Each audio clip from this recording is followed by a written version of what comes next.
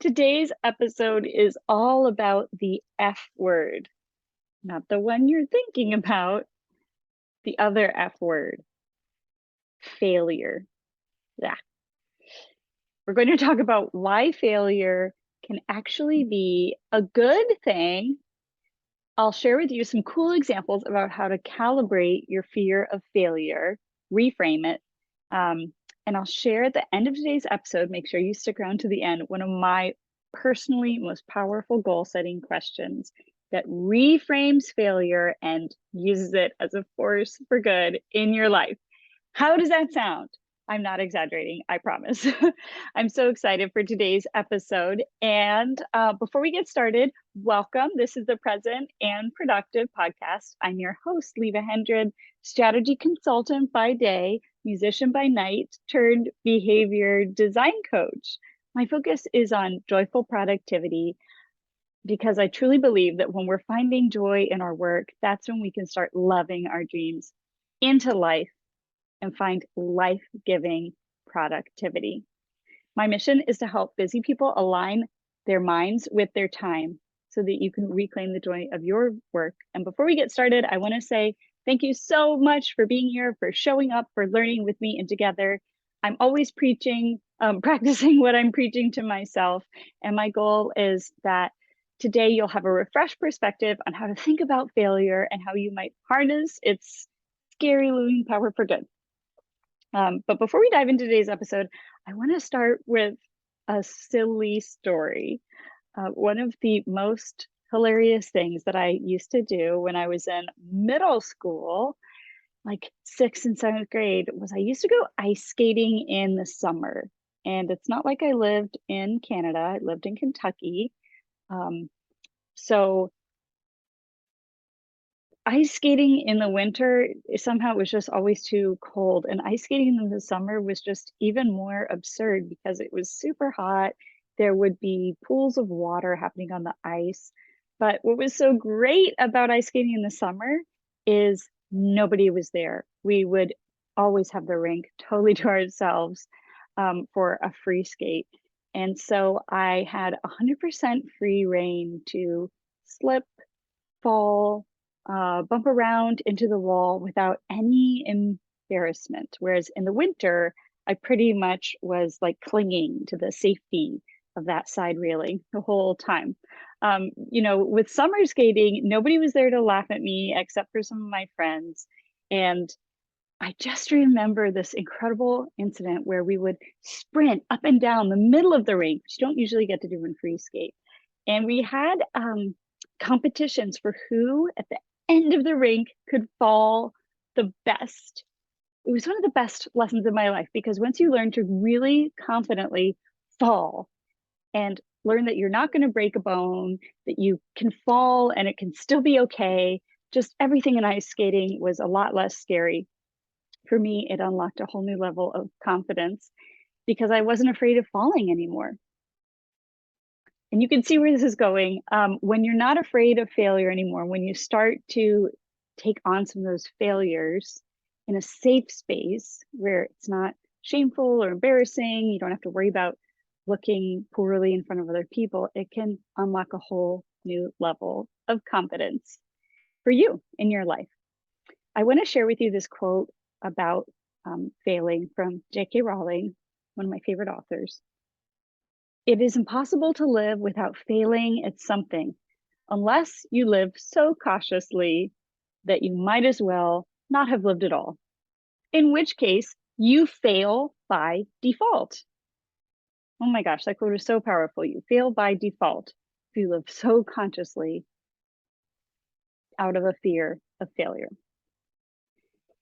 So what can we do to kind of reframe failure? Well, I personally love what Google has done with its very controversial goal setting policy, fail more often. They really rocked the corporate strategy world with this policy of failing more often. But one of their key performance indicators is how often an employee fails. Flipping the script on this, right? So at Google, employees are encouraged to set bold professional goals, recognizing that the bigger the goal, the higher that likelihood is of failure, employees are evaluated on a 60% success rate. And this is the kicker. If they're too far below 60%, then they can work to figure out a new strategy. If they're too high above 60%, their goals may be too easy, which is really cool. Another great way of reframing. The former senior vice president of people operations at Google, Laszlo Bach, said, quote, "In order to set ambitious goals and have them be credible, you have to realize they're not all going to be successful." So Google, they are paving the way and making that trade-off where fear is part of the culture, failure is part of the culture, but people aren't penalized for setting ambitious goals. They are reframing failure as part and parcel of ambition, which I think is so cool. And you too, when you see these benefits of failure, we can start to embrace it as a motivational tool in our own life, so we can know our goals are ambitious, and seeing failure as a hallmark, an indicator of that. And I have to just share that when I read about that policy at Google, I laughed a little bit because in my last 2 years of high school, I was at a British style school, not an American style school. And you probably know in American style schools, an A plus is a 100%. But in my British style school, the top students usually scored 60 to 70%. So I think they have something right there. We're conditioned in this country to aim for 100% as children. But in high school and then transitioning into my early adulthood, I loved embracing that British system. I really encourage you to think, what might it look like if we were always challenging ourselves to that level where a 60 to 70% was actually the A plus? Pretty cool, right? So I have another quote. This is from Ryan Holiday, who's done a lot of research into leveraging failure. Ryan Holiday says, "Failure is just an opportunity. It's a chance to be better, to do better, to start over, to reevaluate, to practice, whatever." It's a tool that we can use in any area of your life. Once we get over that paralysis, often analysis paralysis that comes with the fear of failure that has us trying to make plans and outthink our way out of the fear of failure. And once our minds start going down that fear of failure, anxious rabbit hole, your heart rate goes up, we physically feel uncomfortable, and then the sympathetic nervous system is activated. So we start to feel fear, even though a lot of our fears aren't triggering. So before I forget, I wanted to share with you this book recommendation, The Obstacle is the Way by Ryan Holiday. Really recommend it.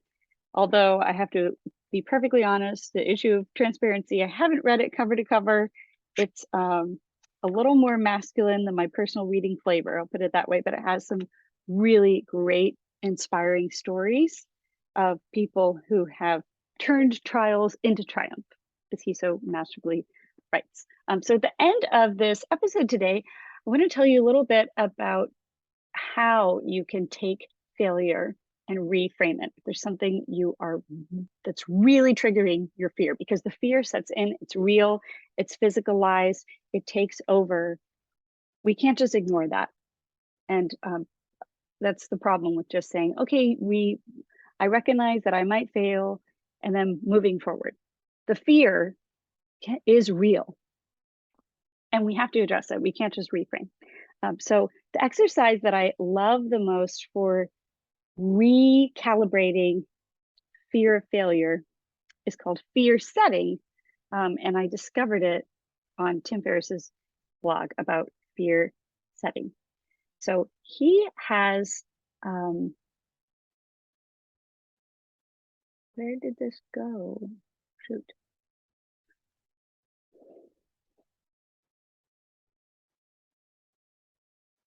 Oh.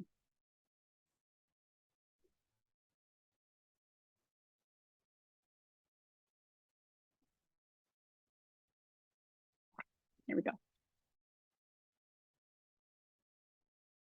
In fear setting, you write down your ultimate worst case scenario of failure, like the worst failure ever. You're completely laid off, you're unable to get another job for 2 years.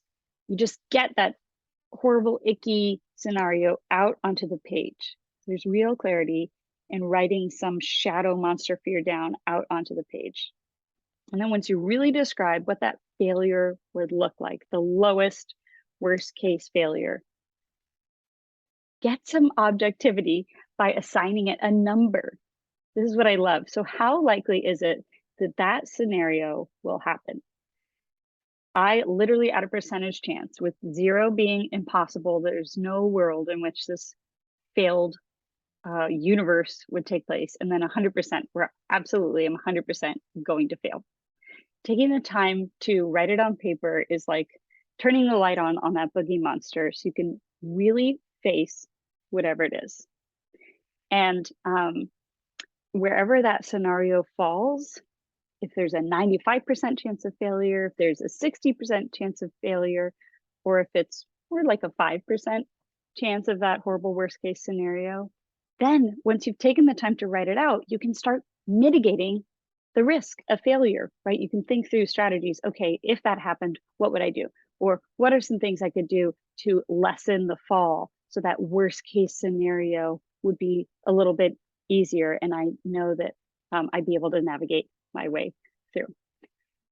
I hope that this exercise has inspired you to reconsider how often you're failing, to try and raise the bar for how often you are failing as a sign of the audacious nature of your goals, and equipped you with a really cool tool to face your fears head on, really assess what failure looks like, and stop letting it paralyze you on your journey. And I promised you this very special reflection question at the end of today's episode. This question has guided me in so many dark, challenging times of my life. But when I am looking to set a new, big, hairy, audacious goal, I do find it really helpful. The question I often ask is, what goal would I do even if I knew I would fail? Even if that failure scenario is 100% in my mind, what goal is still worth the journey of pursuing it, that I would do it even to failure? For me, that's actually how I gave myself permission to start writing, which eventually became this podcast. At that time in my life, I thought that writing was a waste of time, that people would laugh at me and I would lose friendships if I ever shared my writings, and that it would derail me from achieving other things in my life. And who has the last laugh now? It's one of the most fulfilling parts of my life, because I knew that even if I totally failed in all of my writing projects, it would still be so personally worth going on that journey. So that's the end of today's episode. Hopefully an awesome investment of your time and learning some great, practical, inspiring insights that can serve you on your time management journey. If you found this episode helpful, I hope you'll consider sharing it with a coworker or a friend. I believe we all have an opportunity to uplift and support each other, and life is just so much more fun when we can do it together. I am deeply grateful that you're part of this community, and until next time, know that I'm cheering you on in your journey.